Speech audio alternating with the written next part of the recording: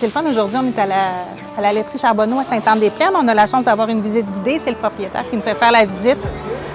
J'aime beaucoup ces produits-là. Dans les derniers mois, j'ai dégusté pas mal de choses, dont le fromage en grains, le yogourt à boire, etc. On en reparle.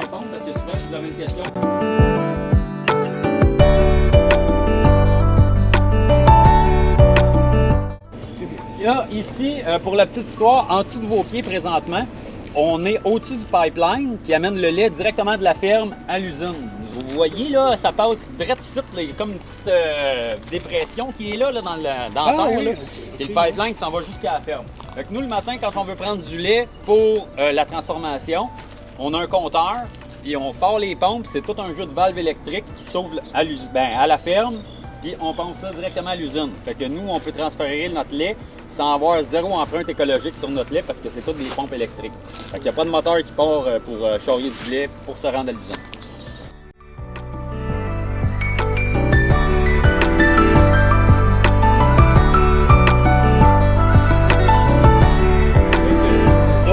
Présentement, là, on est en train de faire des plans pour avoir une étable à stabilisation libre. Comme on disait tantôt, l'étable ici, elle a 45 ans. La prochaine étable qu'on veut bâtir, c'est beaucoup plus grand qu'ici, puis parce qu'on va avoir beaucoup plus de vaches, mais parce qu'il faut avoir beaucoup plus de pieds carrés en stabilisation libre. Et puis maintenant, on a 160 vaches en lactation pour un total de 320 vaches. On a à peu près tout le temps le double de vaches que le nombre de vaches en lactation parce que ça te prend des jeunes pour remplacer les plus vieilles qui vont quitter le troupeau. Puis on a aussi des vaches qui sont en congé parce qu'ils ne donnent pas du lait 365 jours par année.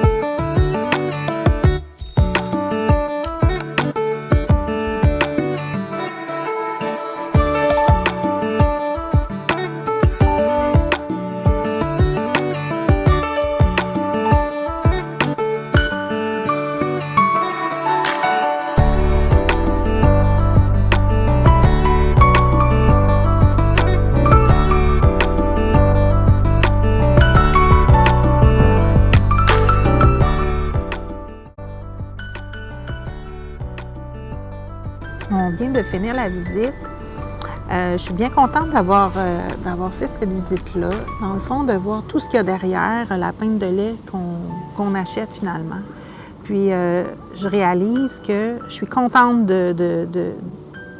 d'encourager, mais je n'aime pas le mot encourager parce que c'est eux qui nous rendent service d'une certaine façon. Donc, je suis contente de me procurer du lait de la laiterie Charbonneau. C'est une ferme... je ne sais pas si on peut le dire à échelle humaine, mais je suis capable de la visiter aujourd'hui. Je suis capable de voir que les vaches ont de l'espace. J'ai vu des vaches calmes, relaxes, là. Il n'y avait pas de bruit. Je ne voyais pas des vaches stressées. Et ce qui m'a le plus impressionné aussi, c'est que c'est 5 minutes le matin de traite pour 16 litres de lait et 5 minutes le soir. Donc, c'est vraiment très peu dans la journée. Il y a tout l'aspect du recyclage, pas du recyclage, mais disons des contenants, du recyclage des contenants de verre, le lait qui est dans des contenants de verre, qui ont une consigne. Moi, j'habite à Repentigny, la laiterie, elle est à Sainte-Anne-des-Plaines, c'est 30 minutes d'auto. Cette laiterie-là distribue son lait là, dans les environs jusqu'au début de la rive sud et assez loin dans la rive nord et même tout près des Laurentides, mais c'est quand même dans un certain rayon. Donc, il n'y a pas eu tant de déplacement de ça pour que le lait se rende chez moi. Et en plus, ben, j'épargne au bac de recyclage là, la quantité de lait ou de carton de lait. Tu sais. Donc, il y a vraiment un souci éco-respectueux. Oui, tout à fait. Aussi dans toute l'organisation.